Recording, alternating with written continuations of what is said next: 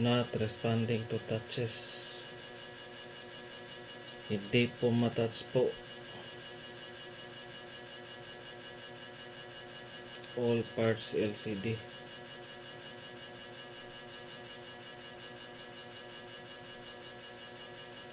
Note 35G.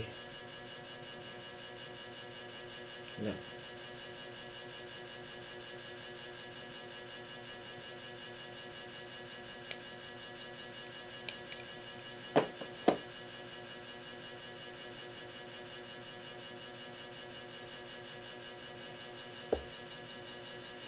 Temporary lang po ito kasi pag ilagyan natin ng ganito, mabingat tong dito.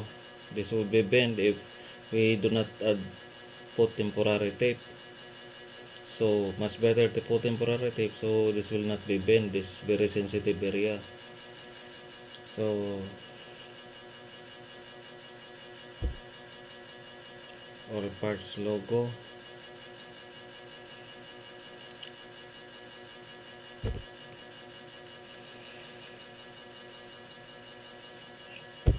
Not responding to touches. So we remove it now. This temporary tape. Nothing conductive here because it's ground or should be grounded. So nothing wrong with the tape. But this I tried many times already. But this LCD is not responding to touches. So I don't know. Parang dalawa na yata ang LCD ano. Yung isa naman ni-return ko kasi nag-back out yung ano, papagawa, nawala daw yung cellphone.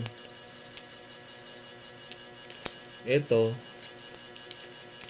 okay na dito ang cellphone. Kaso nga lang hindi naman mag-touch.